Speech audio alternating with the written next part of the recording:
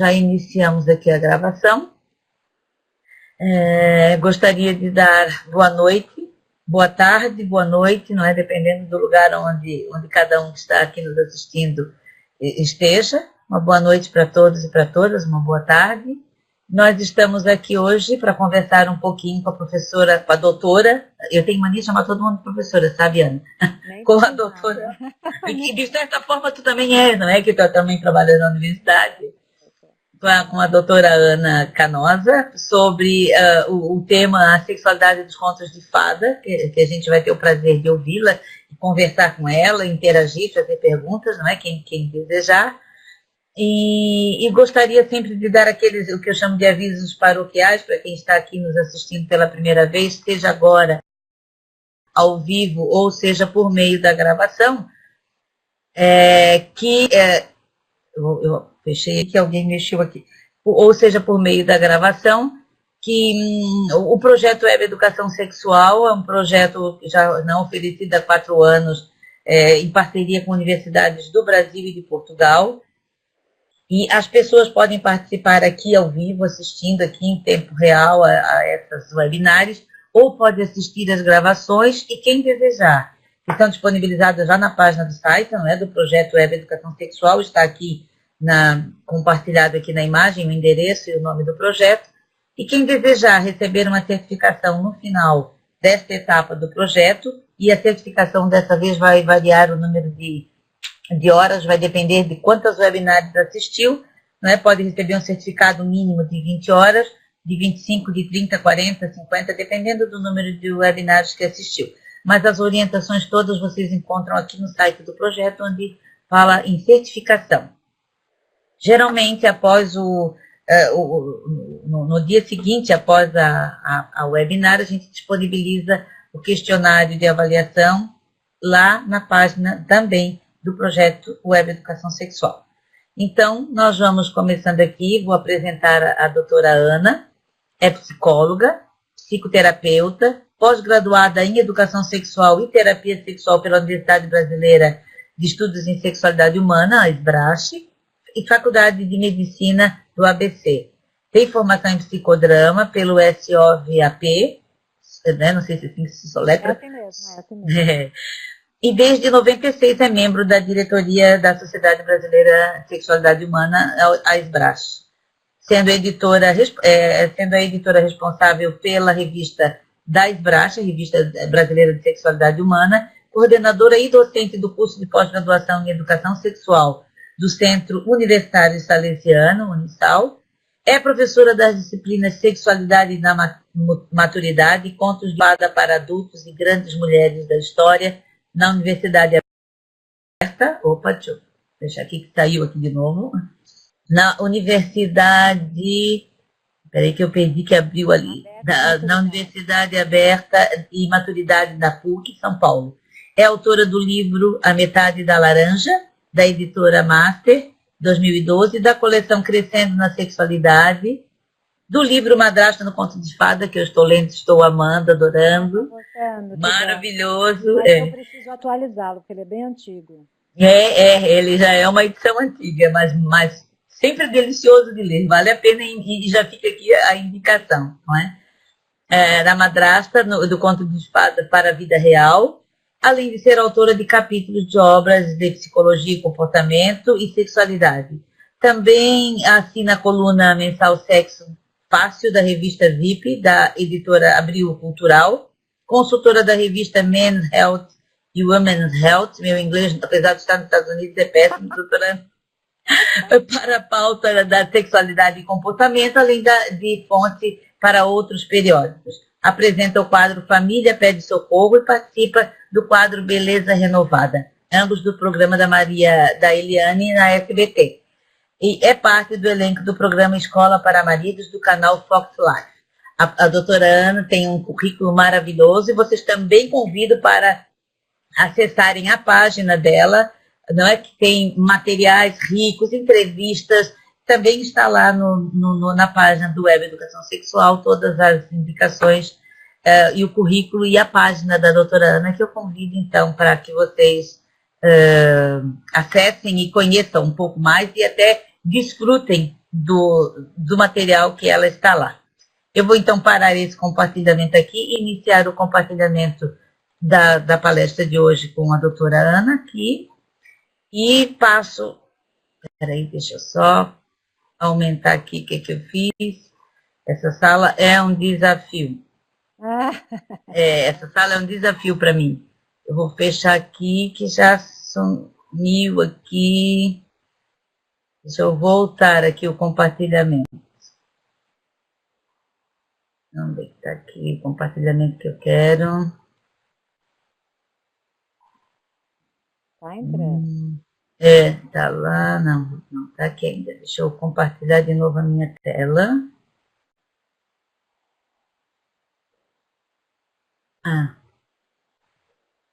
Materiais compartilhados recentemente. Aqui. Ok. Isso aqui. Agora eu só quero botar de volta a nossa imagem ali, que foi parar em algum lugar. Já sei. Tá aqui atrás. Pronto. Deixa eu botar lá para cima. Já botei. Então, com a palavra da doutora Ana, a ideia, deixa eu baixar um pouquinho aqui a coisa que está meio, para poder enxergar isso. Não sei se está muito pequenininho, vocês estão vendo. Para mim tá bom. Tá bom. Eu vou desligar o meu microfone, então a ideia é que a doutora Ana possa fazer uma primeira apresentação. E eu penso, Ana, que tu mesmo consegues mexer nos teus slides aí. Se tu quiseres tu mesma mudá-los, eu acho que... Vê se tu consegue. Senão eu mudo aqui, isso. Tá bom. Eu vou abrir a porta para o meu filho, dar uma observação aí. Claro. Então, a doutora Ana, então, vai assumir agora a nossa webinar, e nós tínhamos combinado que ela ia dar uma interrupçãozinha para ir abrir a porta para o filho que estava chegando. E voltando aos avisos, então a gente convida para quem está entrando pela primeira vez no projeto, assistindo uma webinar, visite o site do Projeto Web Educação Sexual, saiba das orientações para certificação, tem muito material interessante lá disponível para pais, professores, pode ser usado à vontade, compartilhado, né, gratuitamente, para quem tiver interesse, em reuniões de pais, em grupos de estudos na escola, nós temos muitos materiais interessantes. Estou vendo que o pessoal está chegando aqui. Boa noite, a professora Vera Marques conseguiu chegar em tempo. A Rosa, a Marta já cumprimentei, a Marisa, Lucas, um homem entre nós aqui, seja bem-vindo, Lucas, Liene, Lariane, Jorge, a Gabriela, N. Maria, Elisângela, Andréia, né? Muito boa noite para todos e para todas, sejam muito bem-vindos, ok? Eu mandei o aviso, Mandei o aviso, a Gabriela quase estudou, esqueceu que era hoje. Nós temos aqui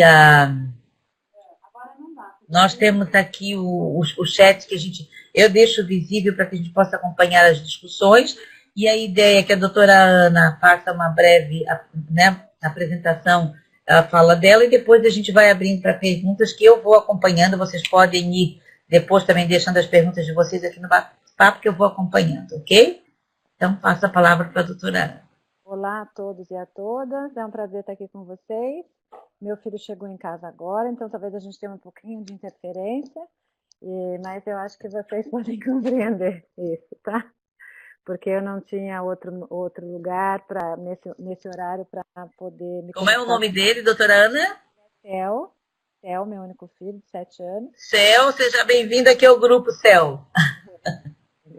E agora ele vai tomar banho, por sorte já está mais independente. Eu quero agradecer o convite, para mim é um prazer estar aqui. Se eu fizesse tanto sexo quanto tem no meu currículo, eu estava talvez tem muito mais palavras do que... Enfim, vou contar rapidamente a vocês o meu interesse por contos de fadas. Eu sempre fui uma criança que cresci escutando histórias. Eu tenho 49 anos, então escutei muitas histórias, gostava muito, né, das princesas, da Cinderela e tal. E quando eu fiz o meu curso de pós-graduação em Educação Sexual em 1995, esse foi o tema da minha monografia de conclusão.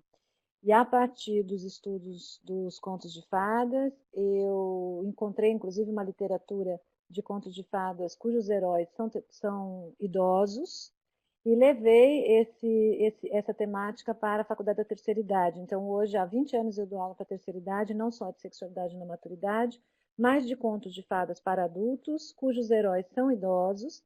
Então, é uma literatura pouco conhecida no Brasil, muito mais oriental. E aí eu conto a história e a gente vai interpretando a psicologia da maturidade. Então, quando eu terminei essa monografia, também eu escrevi o livro sobre madrasta, porque fui madrasta, então, enfim, eu tenho estudado muito esse tema, um tema que eu gosto bastante, só para vocês saberem de que lugar eu falo. Em se tratando também de que lugar eu falo, é importante dizer que eu falo do lugar da psicologia, associando a questão da sexualidade, porque você pode interpretar contos de fadas por diversas óticas, né? Linguística, sociologia, e tantas outras ciências. Então, nós vamos falar, o meu lugar é o lugar da psicologia. É muito vasto o campo da sexualidade nos contos de fadas. Eu vou fazer uma coisa bem resumida. Eu tenho um capítulo de livro que fala sobre isso, que foi recém-lançado. Depois eu digo para vocês e trago a referência, que aí ele está bem esmiuçado, tem quase 50 páginas. Mas eu vou fazer uma coisa bem rápida, porque nós temos o nosso limite de tempo, né? A primeira coisa que eu queria falar é que o conto de fadas, ele é uma narrativa que vai acessar as fantasias e, portanto, o inconsciente das pessoas a partir da ótica da psicologia. Nós temos duas grandes vertentes de estudo dentro da psicologia dos contos de fadas. Nós temos a psicanálise, né, que se ocupou muito de estudar os contos de fadas, e temos também a teoria junguiana, que também se ocupa bastante de fazer a interpretação simbólica dessas histórias. Por que a gente interpreta, ou por que a psicologia se ocupa de estudar os contos de fadas? Porque eles são oriundos da tradição oral. Eles não são produzidos por um autor. E isso faz com que a gente pense questões do tipo: se você tem a primeira narrativa escrita de contos de fadas datada a partir do século XVII, e nós continuamos a contar histórias, e as mesmas histórias, embora principalmente a produção cinematográfica de alguns estúdios tenham criado novas histórias, a psicologia vai se perguntar: por que é que há 17, assim, há no mínimo 4 séculos nós temos contado as mesmas histórias? Então é por isso que a psicologia vai se ocupar de estudá-las e dar uma resposta sendo muito breve e resumida, que essas histórias, algumas, né, porque nós temos uma imensidão de histórias de fadas e nem todas são reproduzidas com toda frequência. Algumas histórias, elas reproduzem, na verdade, questões humanas que todos nós vamos passar, principalmente no desenvolvimento da infância e da adolescência. É por isso que eu posso contar Bela Adormecida em vários países, e porque ela representa alguma coisa que todos nós, de alguma maneira, vamos passar, ela faz sentido, através do que ela significa no seu universo simbólico. Essas histórias têm origem da tradição oral, né?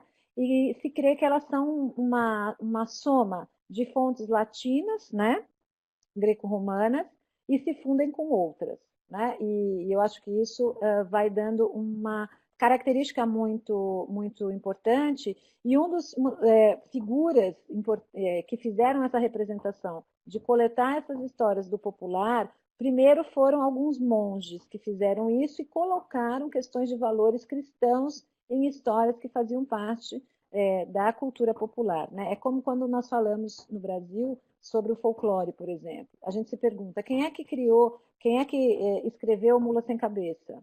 Né? Quem é brasileiro entende como uma figura do folclore, e ninguém sabe quem inventou a Mula Sem Cabeça, ou quem inventou o Saci Pererê. Nós sabemos que ele existe, ele é passado pela tradição oral, tá? Alguns estudiosos entendem que os contos de fadas, eles têm, na verdade, eles são uma junção de dois povos, né? Povos orientais e alguns povos europeus. Então, uma junção ali de questões do Oriente com Inglaterra e Escócia. Muitos acham que os contos de fadas, eles são de origem celta. Os celtas eram um povo que não era guerreiro por natureza, não era essencialmente guerreiro, era um povo bastante romântico, e que talvez muitas dessas histórias fossem canções ou poemas celtas, né? Os celtas eram um povo que acreditava nas fadas, mas era interessante que não havia uma separação entre fadas boas e bruxas, por exemplo. eles tinham categorias de fadas. Então, você, por exemplo, se estivesse andando numa floresta e visse uma fada loira vestida de verde, aquela fada anunciava que a sua família ia ter prosperidade, ou você. Se fosse uma fada vermelha, loira de vermelho, aquela fada estaria anunciando o amor, ou que alguém se casaria. Se fosse uma fada de azul, de cabelo preto, ela estaria anunciando a morte. Então, essa fada que anuncia a morte, ela não era encarada como ruim. Ela era só trazia questões que eram da própria vivência humana. Depois, eu acho que após o século XIX, principalmente, mesmo no século XVII, a gente já vai ver uma distinção entre a fada e a bruxa. Isso não existia nas histórias, nas suas origens, né? Eram personagens que vinham anunciar coisas boas e ruins, ou dificuldades e coisas interessantes. Só depois é que começou a haver essa divisão, principalmente na figura feminina, de as mulheres boas são as fadas e as bruxas são as mulheres ruins, entendidas pela cultura. Então, sempre lembrar que a história ela traz questões culturais. E antigamente, se a gente pensar que contar histórias é uma maneira de você dizer para as pessoas o que é bom, o que é ruim, o que pode, o que não pode, né? E aí estão inclusas as questões da sexualidade. O primeiro contador de histórias reconhecido e que transformou essas histórias da tradição popular em escritos foi o Charles Perrault, no século XVII, que era um contador de histórias francês. E o Perrault tinha uma questão muito curiosa, porque ele se preocupava muito com a educação das mulheres. Lembrando que ele era quase um feminista do inverso, né? Da época, porque ele se preocupava com as mulheres, mas para que elas fossem adequadas ao papel e à expressão de gênero daquela cultura. Então, nós vamos ver, por exemplo, em Chapeuzinho Vermelho, quando ele faz no final da história um tipo de um poeminha com rimas, que ele diz para as mulheres tomarem cuidado com o lobo desconhecido. Então, assim, ele educava as mulheres, mas dentro de um contexto do que se esperava para as mulheres na época.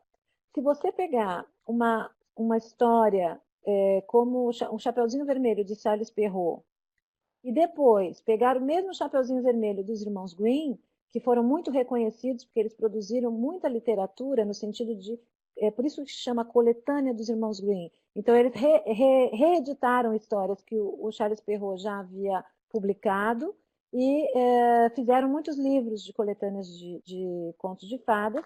Se você pegar o Chapeuzinho Vermelho dos irmãos Grimm do século XIX e comparar com o século XVII, você vai ver que mudam muitos detalhes.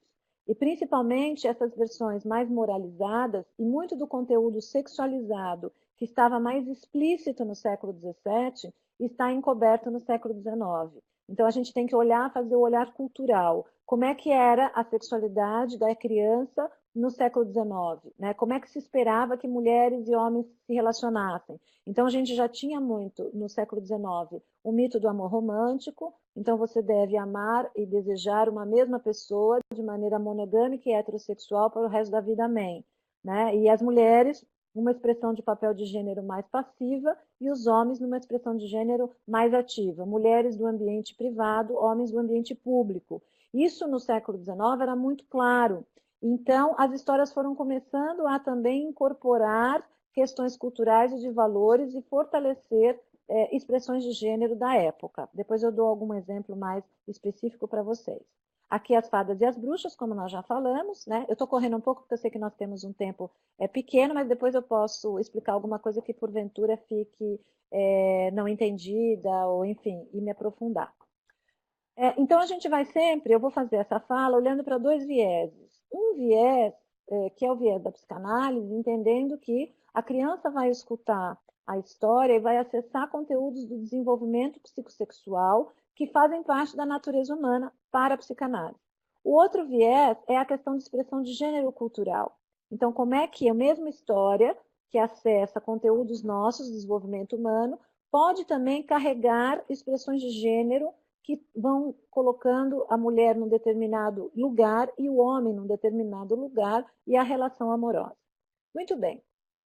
Vamos pegar como exemplo, um exemplo bem simples, que é uma história que muita gente conhece, eu tenho a impressão que em outros países, porque é muito importante frisar que Cinderela, por exemplo, existe um estudo sobre a história da Cinderela, ou Gata Borralheira, que existem mais de 350 versões diferentes no mundo todo.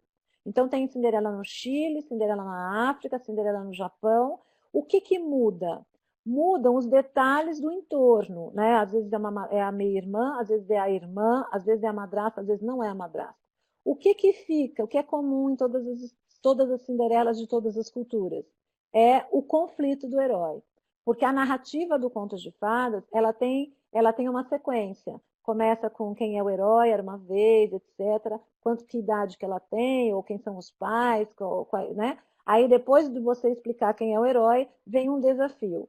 Depois do desafio vem uma figura mágica que ajuda o herói a resolver o desafio. E depois o final feliz. Eu estou reduzindo só para vocês entenderem.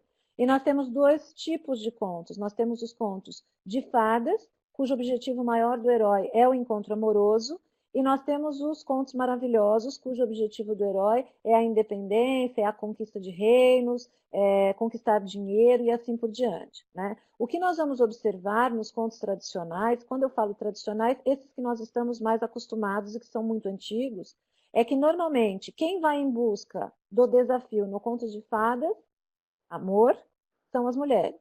E normalmente quem são os heróis dos contos maravilhosos são os homens, né? Então é interessante porque e isso já mostrava o que se esperava da mulher e do homem no contexto do seu desenvolvimento e da sua vida. Muito bem.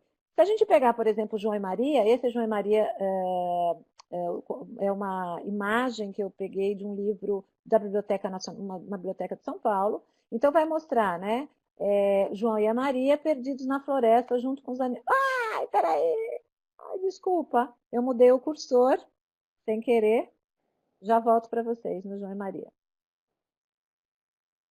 Aqui vou. Então, aí a gente vê João e Maria perdidos na floresta com os animais selvagens. Veja os animais selvagens, Bambi, coelho, não são nada selvagens, a coruja, né? Enfim. E aqui, se vocês observarem, existe um tronco de árvore, né, que dá um contorno todo para esses dois. Então, quando você olha, eu dou muitas aulas sobre isso, e as pessoas normalmente eu pergunto, o que você observa quando você olha essa imagem, né? E aí, quais são os sentimentos? Medo, abandono, insegurança, e ao mesmo tempo tem o fogo aqui e os animais. Então, segundo a psicanálise, o João e Maria, por exemplo, é uma história que vai falar sobre a questão da independência materna, né? Eu não mexi aqui, agora ele foi sozinho. Vai falar sobre a independência materna, né? Então, quando a criança escuta amanhã bem cedo, eu não sei se vocês lembram da história, João vivia com a Maria, com o pai e a madrasta na floresta, e eles dizem, o João escuta a madrasta dizer, não temos comida para 4, temos comida para 2, amanhã bem cedo, vamos até a floresta e vamos deixar as crianças na floresta e elas vão morrer. E o João escuta isso, né? E no dia seguinte, então, ele coloca as pedrinhas no bolso, marca o caminho, e a madrasta e o pai deixam, e depois ele consegue voltar para casa. Então, simbolicamente, porque sempre que a gente vai estudar os contos de fadas, a gente tenta entender a sua linguagem simbólica. O que aquela história representa para o indivíduo, para que a criança escute e ela se identifique.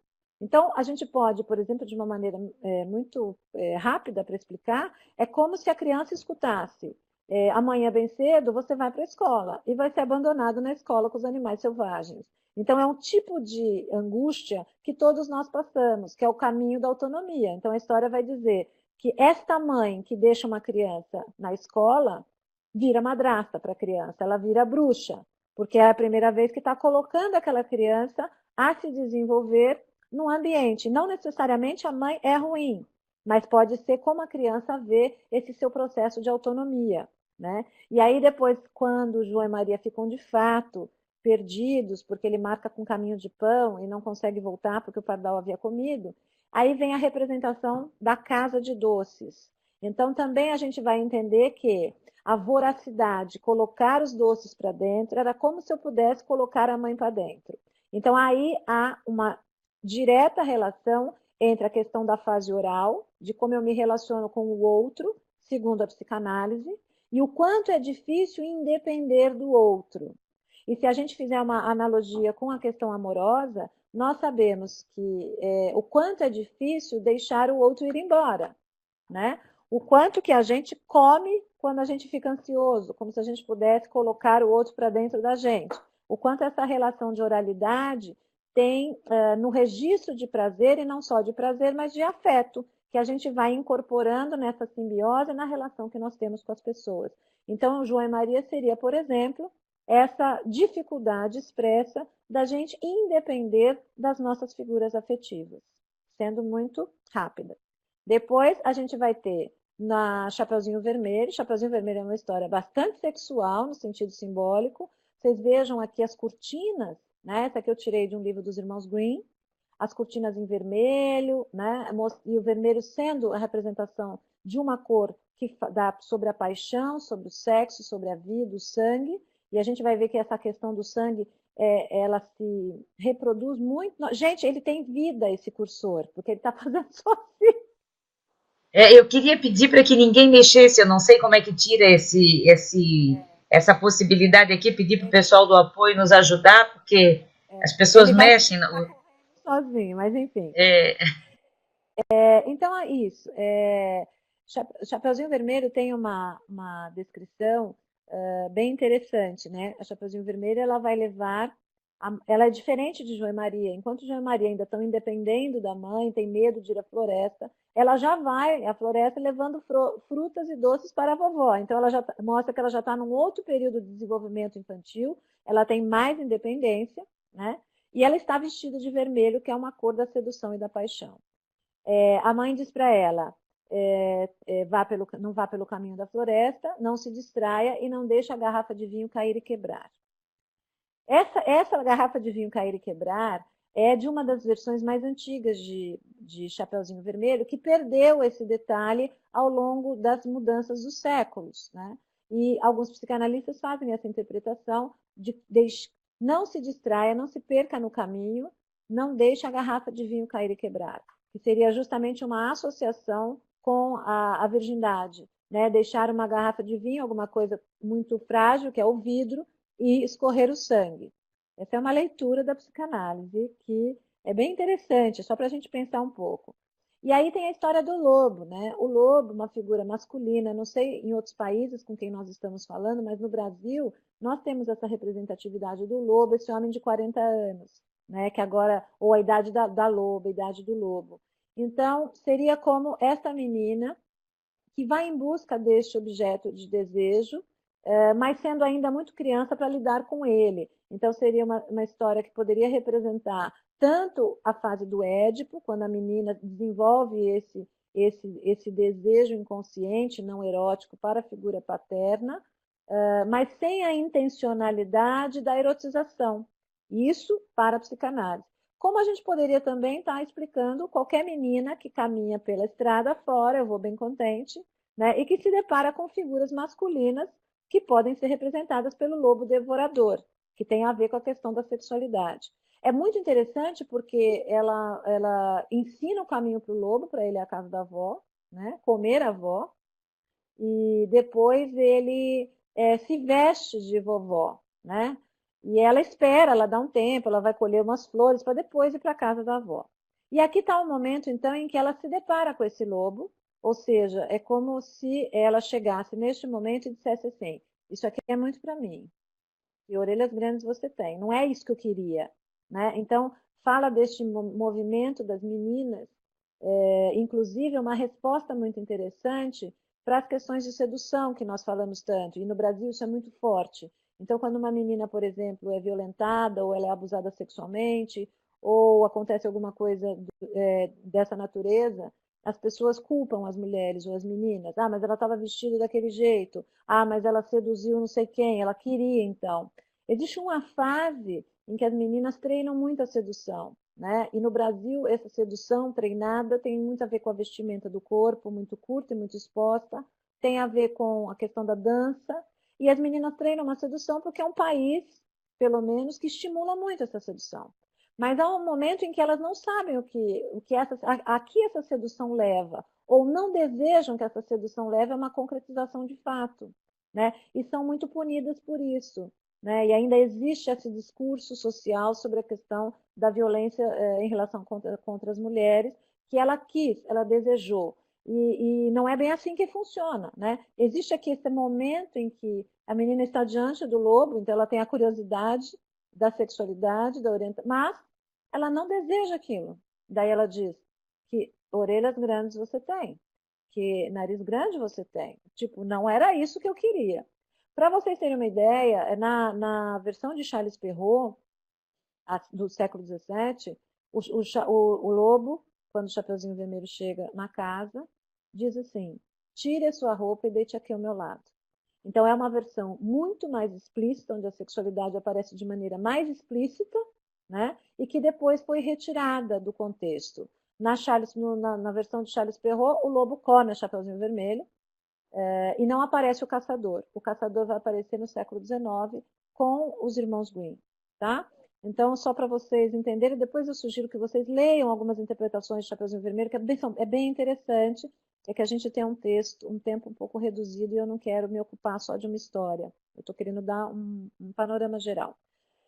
Da mesma maneira, aparece João e Pé de Feijão, que vai reforçar a identidade masculina nesse pé de feijão que cresce, cresce, cresce, cresce, né? Que tem uma coisa aí da fase do menino de descobrir a sua identidade.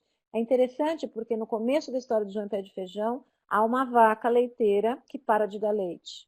E a mãe então fala para o João ir vender a vaca na cidade.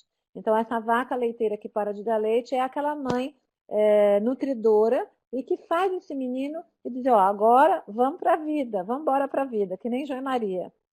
E ele troca a vaca por feijões mágicos, né? Então, os feijões mágicos jogados na terra, tem essa coisa do João, que vai crescendo, crescendo, que tem, segundo a psicanálise, uma associação com a questão fálica do menino mesmo. Olha como eu posso, olha como eu sou poderoso, eu posso lutar contra gigantes.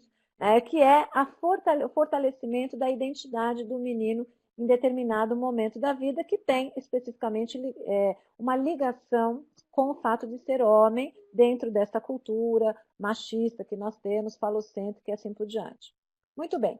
Então, a gente tem contos de fadas que vão falar da infância, né, e que favorecem a criança a entenderem alguns conceitos, ou pelo menos vivenciarem no plano da fantasia, o medo, a autonomia, a inveja, etc.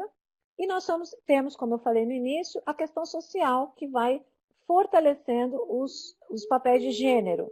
Então, o que nós vamos ver nos contos clássicos é que esses papéis de gênero são fortalecidos. O menino, agressividade, inteligência, virilidade e força, aquisição financeira, o mundo do espaço público, e a menina, passividade, maternidade, família, amabilidade e cuidados. Isso é muito introjetado nas histórias. Alguém havia me perguntado, nas perguntas anteriores que Dilma me enviou, se os contos de fadas reforçam expressões de gênero estereotipadas e limitadas. Sim, e reforçam. Isto é um problema, no meu entendimento, é um problema quando a gente só conta essas histórias. Na medida em que a gente começa também a contar outras histórias, e nós vamos ver um pouquinho mais para frente, cujas heroínas, por exemplo, não são submissas ou não são passivas, a gente oferece para a criança um leque grande de posições. Então, eu não vejo como alguma coisa negativa contar algumas histórias cujos papéis de gênero têm ainda ligação com esses estereótipos, porque algumas pessoas podem de fato se identificar com o fato de ser princesa, muito feminina e querer um casamento. Está tudo bem.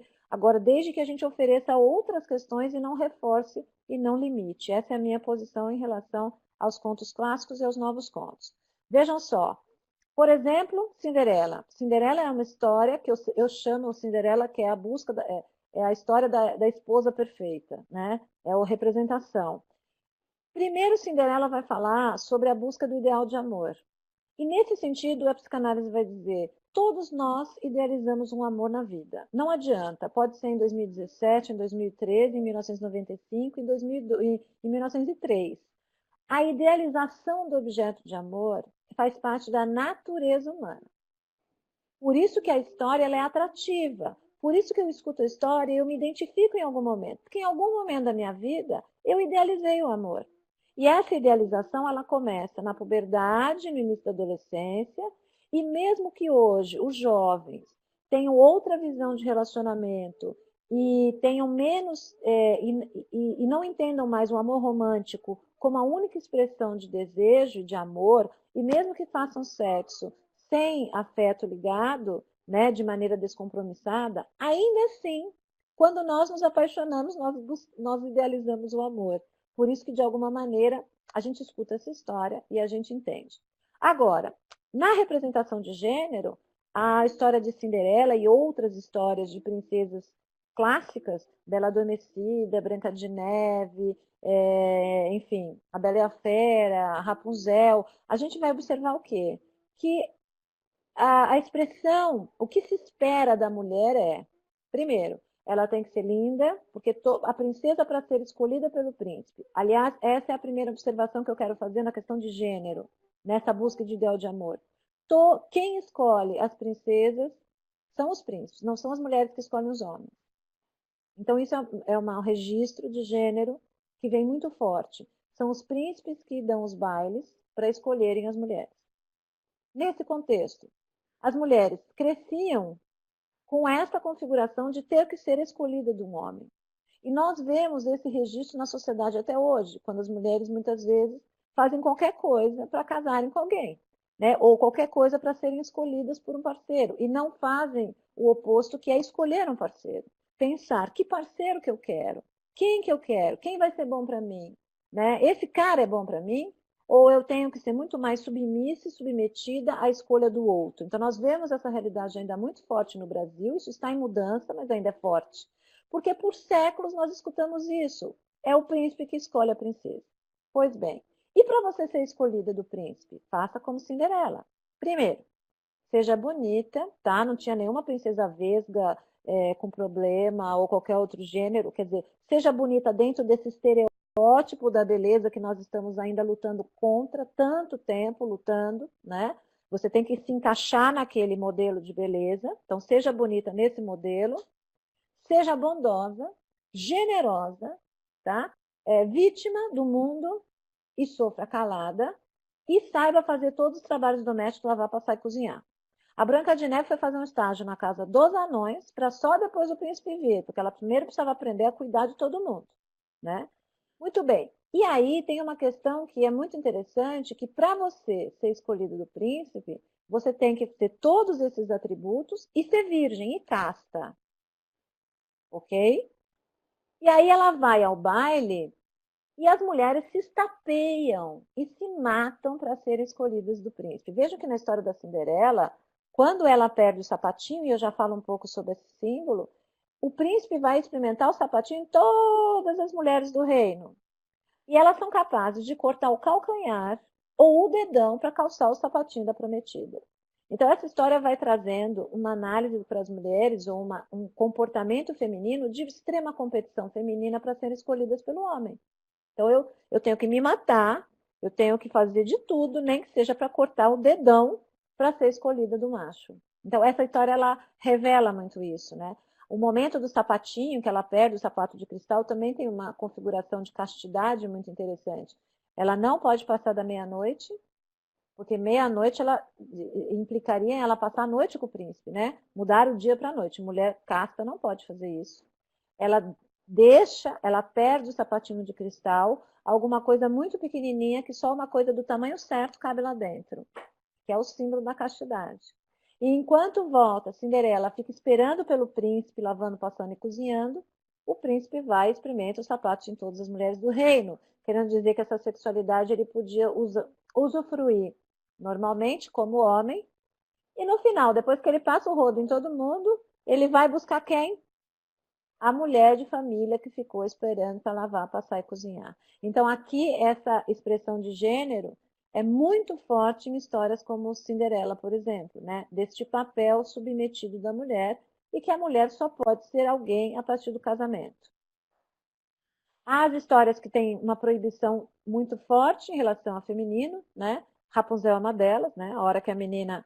Eu sempre brinco quando dou palestra para pais, eu digo assim, a filha fica uma adolescente linda, e nós somos muito ambivalentes em relação a isso, porque estimulamos o erotismo desde cedo nas crianças, né? Então pinta as unhas das meninas e põe batom, e faz dançar, e põe vestidinho, e etc. E aí a hora que a menina, na puberdade, começa a ter os hormônios e quer de fato fazer sexo, essa adolescente quer de fato seduzir, o que os pais fazem? As escolas tranca a Rapunzel na torre. Tranca, não pode agora. Então, somos ambivalentes nesse sentido em relação à educação da sexualidade das crianças, né? Enfrentamos muitas resistências ainda. E eu sempre digo aos pais, não adianta trancar a Rapunzel na torre, né? A sexualidade vai acontecer de qualquer maneira. O príncipe vai subir. Ela vai jogar as tranças. Né? E aí tem essas proibições, elas aparecem, essa interdição aparece muito forte. Rapunzel é uma história que na versão de Perrault também tem conteúdos da sexualidade muito explícitos. Então, enquanto o príncipe vai subindo e a bruxa não sabe, ele vai fazendo umas incursões na torre, que ela joga as tranças, ele sobe algumas vezes. E no momento em que a bruxa sobe, em determinado momento, ela vai vestir a roupa da Rapunzel e a Rapunzel diz: nossa, eu não sei por que eu estou engordando. Então, eu estou engordando, dá uma sugestão de que a Rapunzel está grávida, né? Mas esse é um dado que no século XIX se perdeu, porque era alguma coisa moralmente não muito interessante. O final de Rapunzel é um final muito romântico, né? O príncipe, ele é jogado pela bruxa e ele cai nos espinhos, os olhos, ele fica cego e ele sai pelo mundo vagando, cego.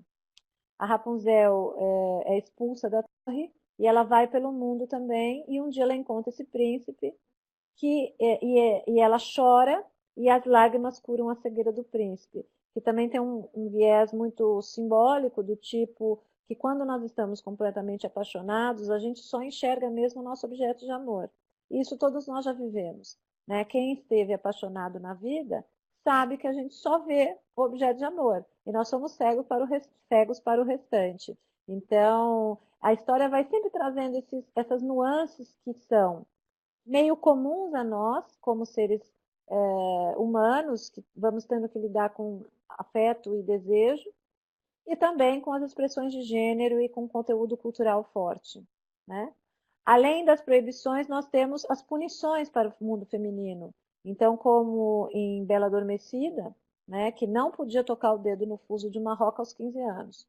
Também é interpretado como um perigo muito forte. Aos 15 anos, essa idade de representação das meninas para o mundo social, né, de afetos e de possibilidades sexuais, inclusive, ela toca o dedo no fuso e cai adormecida. Então é como se a mulher não pudesse tocar o dedo no fuso, né? Para a psicanálise o fuso teria uma representação de falo, inclusive, mas eu nem iria tão longe. Seriam qualquer proibições que os pais dariam no entendimento de que o que um adolescente poderia ou não fazer aos 15 anos, sendo a sexualidade um dos conteúdos.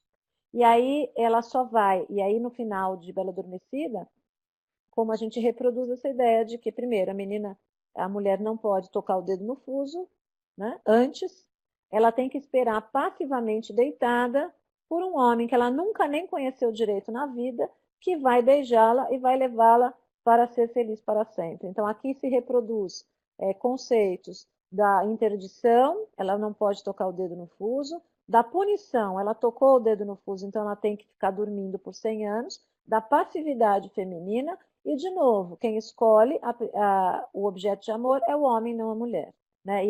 E se fazer importante na vida a partir do casamento e da maternidade. Muito bem, eu falei de algumas histórias, tem várias, mas só para a gente ir finalizando, eu queria chamar a atenção para a seguinte questão, que também foram coisas que as pessoas perguntaram e que a gente pode discutir. Há uma mudança na expressão das histórias a partir do final da década de 20. Então, nós, por exemplo, vamos começar a ver que, embora essas histórias que eu falei, que vão reproduzir expressões de gênero estreitas, e alguém me perguntou por que não se fala dos príncipes, né? Porque a luta pelo ideal de amor era da mulher. É como se a questão de amor fosse uma preocupação feminina. O príncipe só tem que escolher. Né? É como se o mundo dos afetos fosse só da mulher, faz parte da expressão de gênero feminina criada pela cultura. Aos homens, dinheiro, poder. O casamento para o homem era só um status.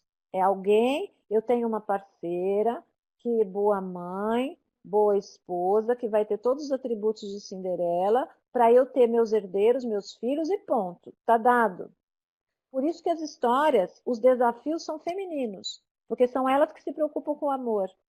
Isso eu estou falando nas histórias clássicas, né? Nessa expressão de gênero limitada que nós estamos dizendo. É por isso que os príncipes não vão em busca de amor, eles simplesmente escolhem as parceiras.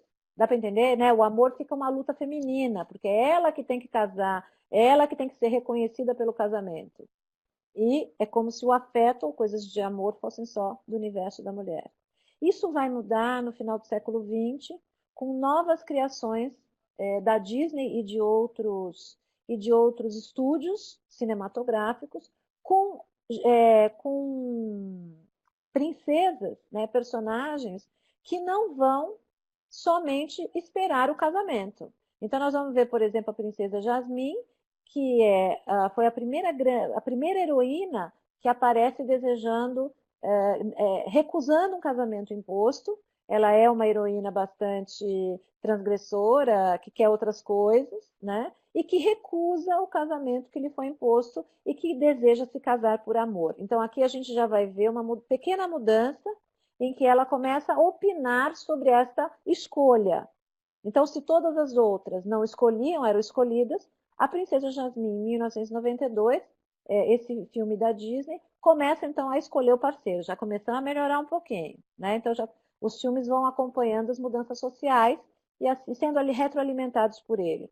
Depois nós vamos ver um pouco mais para frente Pocahontas, em 1995, que é uma heroína que vai lutar por dois amores, né? Ela tem um meio prometido, que ela acha que é um bom parceiro, que ela faz uma avaliação. Então, aqui ela já começa a fazer uma avaliação do parceiro. Ela acha que ele é um cara legal, ela acha que ele pode ser um bom marido e um bom pai, né? Só que depois ela conhece o inglês, que por conta do naufrágio, por quem ela se apaixona. Então, ela começa numa dualidade, né, entre a paixão, esse amor que ela escolhe pelo afeto e pelo desejo, e o outro do casamento, que seria uma questão mais racional e mais masculina, pensando nos príncipes de antigamente. E no final, acontece uma coisa muito interessante. Pocahontas não se casa. Então, é a primeira heroína de histórias que acompanha, que tem embora não seja uma história de conto de fadas clássico, mas acompanha a trajetória da narrativa, é a primeira que não se casa. Então, a gente já vai começar a ver também acompanha a expressão, a luta feminista e todas as reflexões que as mulheres começam a fazer já no final do século XX. Depois nós vamos ter Mulan, que é a primeira grande heroína guerreira, né? Que começa a lutar, que faz parte de um exército, primeiro se veste de homem, mas depois é descoberta. Então, de novo, a Mulan é uma representação de uma heroína muito guerreira, cujo casamento não é o seu interesse. Ela tem outros interesses.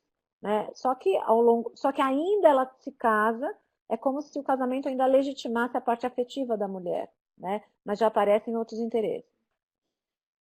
Nós temos várias personagens e heroínas, a partir dessas que eu citei, que vão mudando esse aspecto e que vão desejando outras questões que não o casamento. Onde nós vamos ter, no século XXI, um rompimento do padrão de casamento das heroínas, é com Valente, em 2002. Valente, ela não... na história da Valente não aparece o amor.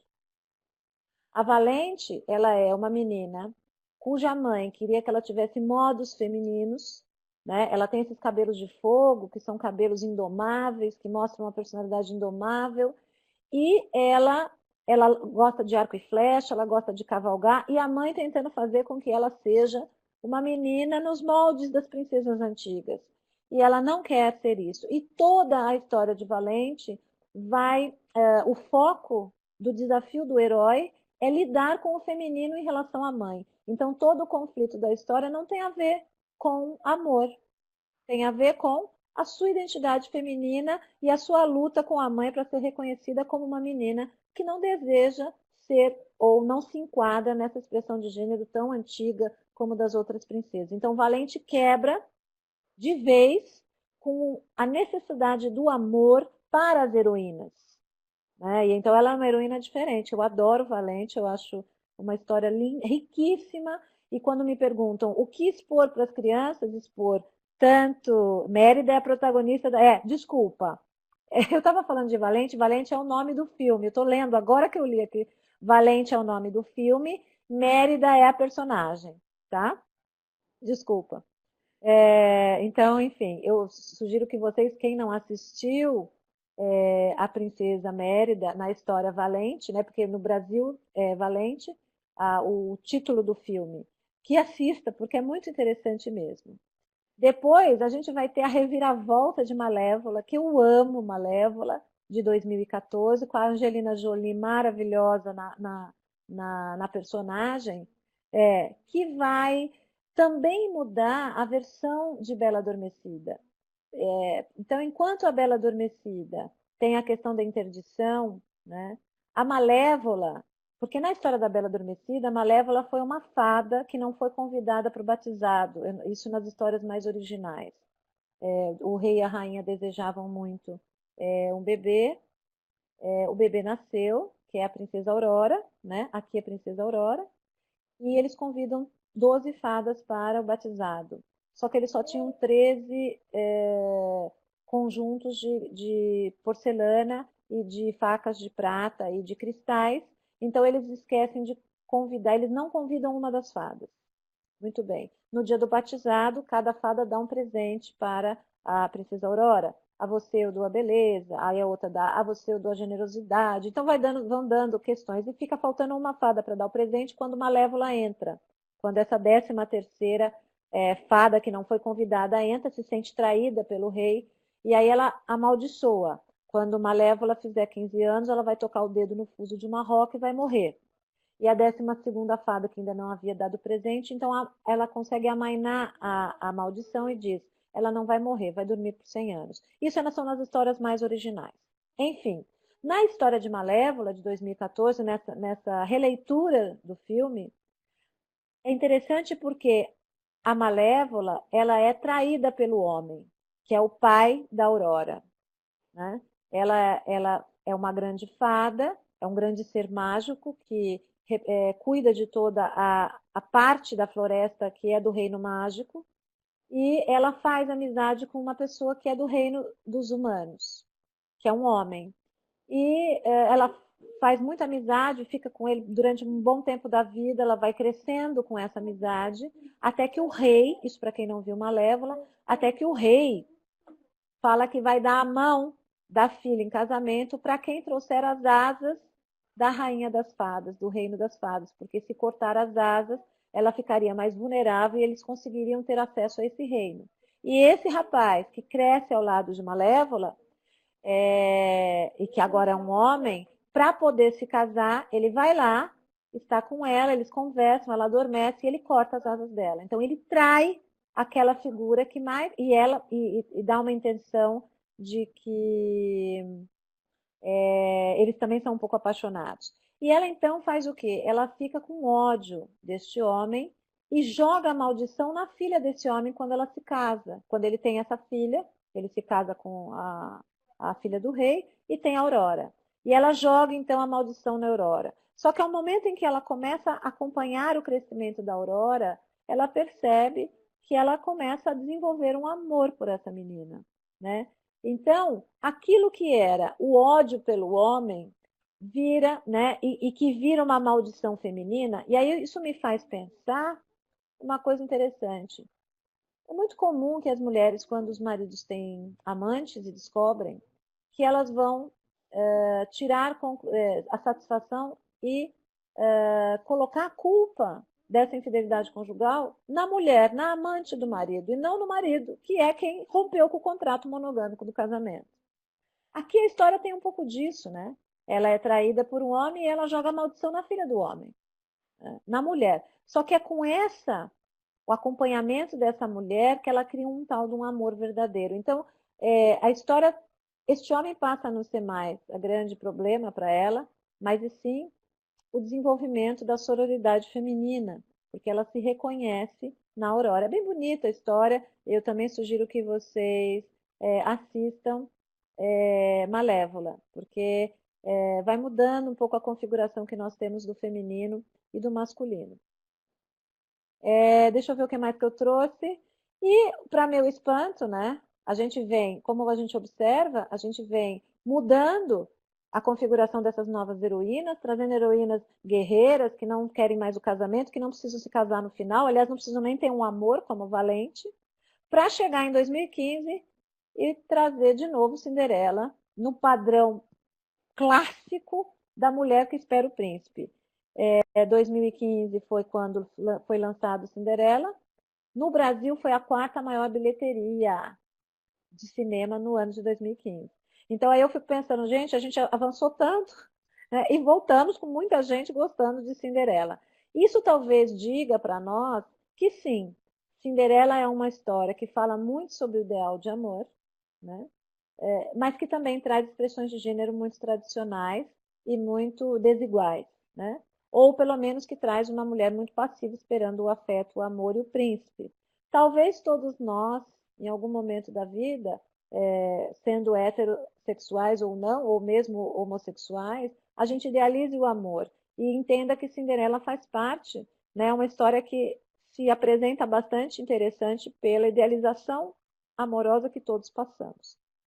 A questão é, devemos também expor as nossas crianças a outro tipo de heroínas que não sejam tão submissas e se preocupem tanto, né, em agradar os seus parceiros e possam fazer escolhas dúbias. Eu escolho você e você me escolhe. Tá? Falei muito, viu, Dilma? Desculpa. Estou deixando aqui meus contatos e vamos abrir aí para as perguntas. Vou colocar aqui para cima os contatos da doutora Ana. E, bom, fiquei aqui assim, deliciando em ouvi-la. E fiquei pensando assim, o quão seria importante, né, que na formação dos professores, em especial da educação infantil, tivessem essa reflexão acerca dos contos de fada, não é? Porque, assim, muitos de nós, ignorantes no sentido de ignorar, né, ignorando esse aspecto, acaba contando a história sem a menor noção, né, do que está por trás dela e do que poderia explorar, não é, a partir dessas histórias, do que poderia explorar. Eu aqui, por enquanto, não tivemos nenhuma pergunta aqui, porque as pessoas já colocaram muitas perguntas que eu, inclusive, mandei, não é, quando fizeram a ficha de inscrição. Talvez por isso, até agora, nesse momento aqui, não tenha tido muitas questões. Então, eu estava agora olhando as perguntas que eu mandei para a doutora Ana. A maioria delas já foi respondida na fala, não é mesmo? E então, gostaria só de reforçar algumas. E uma delas é minha pessoal, que eu me lembrei agora ouvindo, né?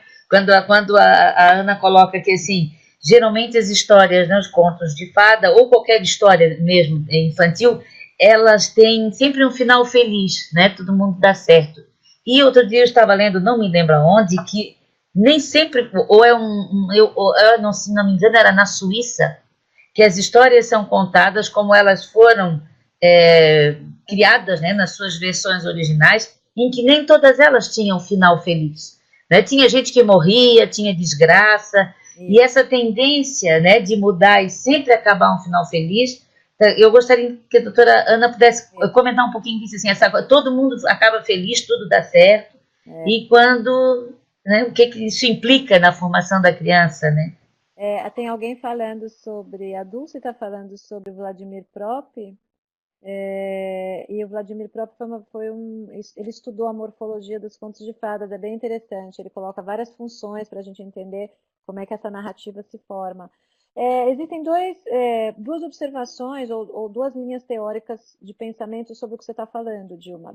Uma, seria importante para a criança ter, a partir do conflito e da angústia, do desafio que aparece, o medo de morrer, o medo de ficar abandonado, o medo de ser comido pelo lobo, o medo, sei lá, em todos os medos, porque as histórias elas trazem isso, que seria importante que a criança tivesse uma percepção de que se ela enfrentar o medo, ela vai ser feliz no final. E por isso, este final feliz, ele reasseguraria a criança que tudo bem passar por grandes desafios, desde que ela enfrente os desafios, tudo vai ficar bem. Então, que ele seria uma função importante, o final feliz, né?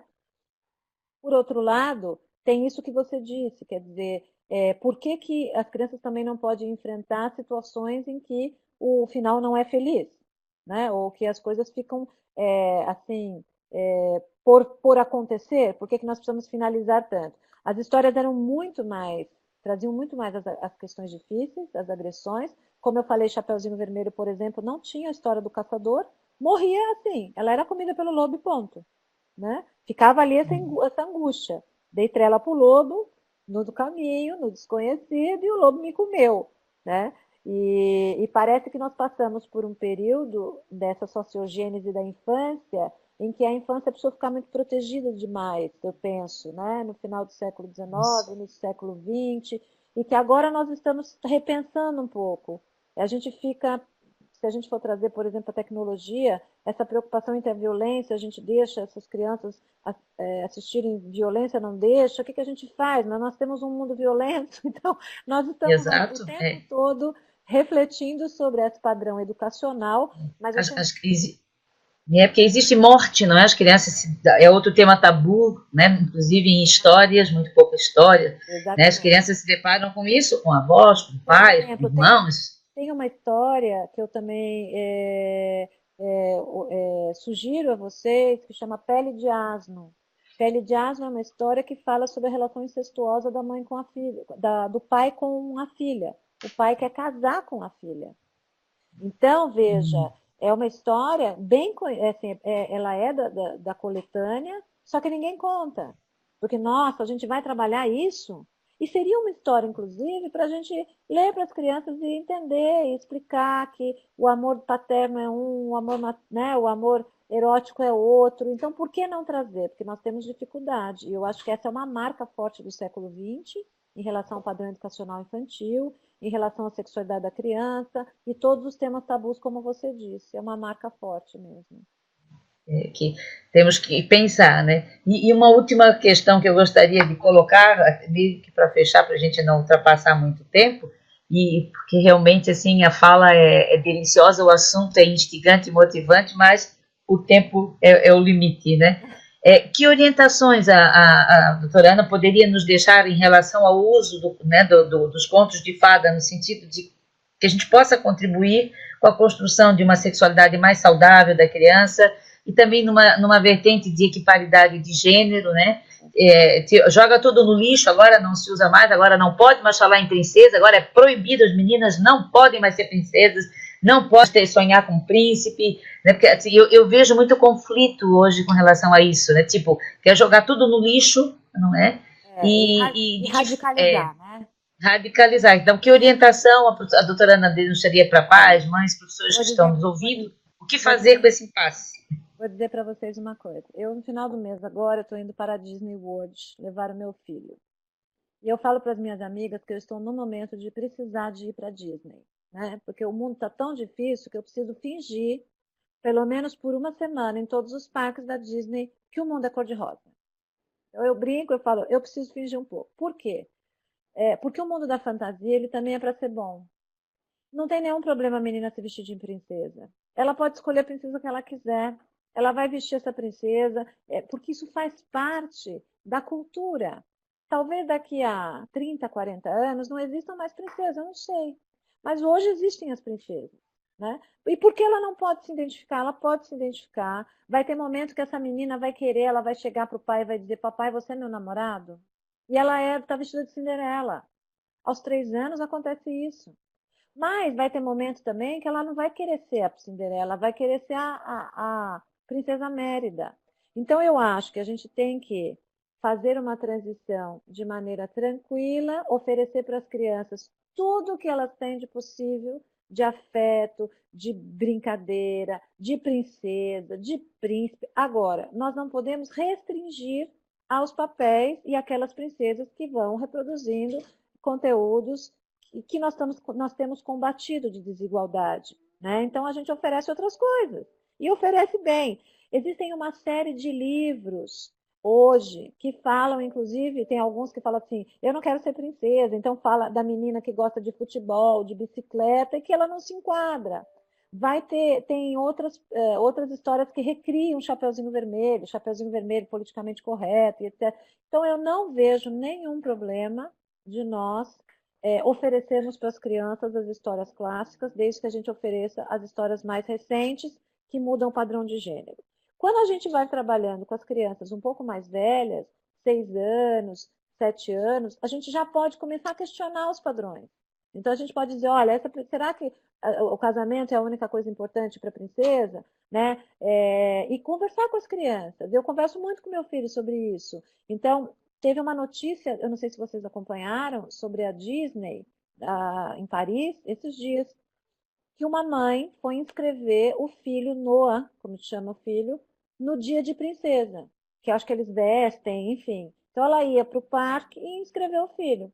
E a inscrição do filho foi negada, porque ele era menino. E a mãe depois dizendo que o que ele mais gostava era a princesa Elsa de Frozen. E que ele se vestia de princesa Frozen diariamente, cantava a música Let It Go, Let It Go, e ele amava, e que ela achava um absurdo como é que o parque estava impedindo o filho de ser princesa. E ela fez até uma comparação interessante, porque tem na própria Disney uma brincadeira dos meninos serem Jedi e brigarem com o Star Wars lá, com o como é que chama, filho? Star Wars? Do Jedi? O Darth Vader. E nesta brincadeira, as meninas podem ser Jedi e não permitir um menino. Então, assim, veja o quanto que nós precisamos caminhar ainda na direção de poder oferecer tudo para as crianças e ajudar as crianças a fazer reflexões. E eu falo isso para o meu filho. Poxa vida, o menino queria ser a princesa Elsa, qual é o problema? E ele, é verdade, mãe, qual é o problema? Então, veja, a gente pode trabalhar isso sem, sem recusar que a criança seja exposta também a todos os conteúdos. Eu não vejo problema nenhum. Né? Isso. Ixi, não estou te ouvindo, Dilma. Ah, é porque eu estava com o microfone desligado. Sempre aquele velho medo, né, de que isso estimule, né, que vai tornar o filho homossexual, sempre o medo, né, que é da homossexualidade masculina muito maior do que o da feminina, como se isso, de fato, fosse né, causa e consequência, que não tem nada. Mais uma vez, é a ignorância, né, o desconhecimento das coisas que prejudicam em especial a educação das crianças. Eu acho. Eu agradeço muito mais uma vez. Eu, quando fiz o convite para a Ana, eu pensei assim, ela não vai nem responder o meu convite. Imagina. E quando for, porque é muito ocupada, quando eu vi, não acreditei que a gente ia ter a oportunidade de ouvi-la aqui. Eu tinha ouvido a sua fala no congresso online da Esbrache, que teve, né? E fiquei encantadíssima, digo, eu vou arriscar, e tivemos o privilégio e a sorte, né, da doutora Ana ter um tempinho para estar aqui conosco fazendo essa fala. Muito obrigada. Uma desculpa a correria. Não. Quem tiver interesse, vou mostrar só para vocês. Peraí, eu volto a referir, consultem a página da doutora Ana, está lá o site dela, www.anacanosa.com.br. Tem muito material legal lá. Agora tem esse livro aqui, ó. Esse livro, aliás, eu aconselho, ele chama Sexualidade do Prazer ao Sofrer. É da editora Roca, da Alessandra Diel e Denise Vieira. Elas fazem uma coletânea, tem 43 capítulos. Cada capítulo fala de um tema em sexualidade. Então tem tudo que vocês podem imaginar. Esse aqui é a segunda edição. Lembra-se que é a segunda edição. A segunda edição foi ampliada. Sexualidade do prazer ao sofrer. Ao prazer, De Alessandra Diel e Denise Vieira. Da que legal. Roca. E Com ele certeza. tem 43 capítulos. Fala sobre tudo em sexualidade, sobre questões biológicas, tem sexualidade infantil. Então, elas pegam profissionais, especialistas nas suas áreas, tem questões de gênero, tem tudo. sexualidade da terceira idade, adolescência.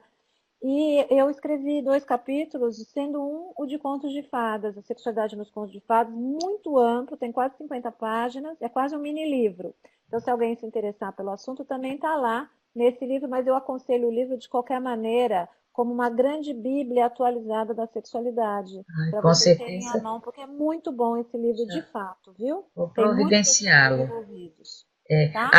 a Dulce, que é portuguesa, com certeza, está a perguntar se dá para comprar Dulce. online. Se dá para comprar online, eu só não sei se tem em Portugal. Dulce está aí perguntar, eu não sei.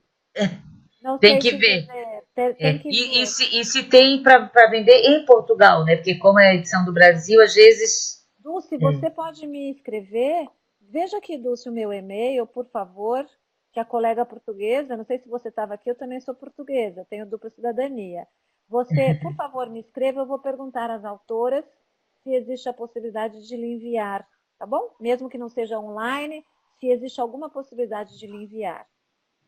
Ok? É um prazer. Então, mais uma vez, obrigada, doutora Ana, obrigada a todos que estavam aqui nos ouvindo até agora, obrigada a quem vai assistir depois as gravações, e voltando, né, a reforçar que a partir de amanhã o link do formulário de avaliação para quem deseja, mesmo que não deseje receber uma certificação, é sempre bom a gente ouvir a opinião, né, de cada um e de cada uma, se puder, a partir de amanhã, lá preencher o formulário, a gente agradece. E muito semana obrigada. que...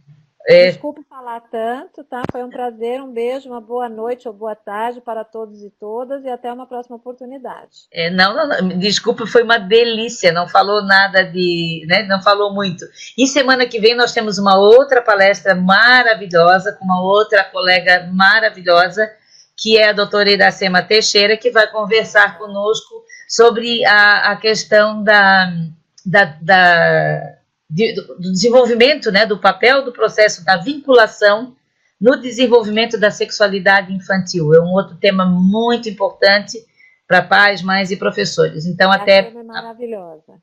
A amiga também da Ana, né? A Ana conhece, vai ser dia 15 de setembro, 15 de setembro, às 6h30 do Brasil, 22h30 de Portugal. Mas aí eu mando o link, mando os avisos e os lembretes, tá? Uma boa noite a todos e a todas. Boa noite. Obrigada, Dilma. Foi um prazer. Obrigada também, Ana. Tchau, tchau.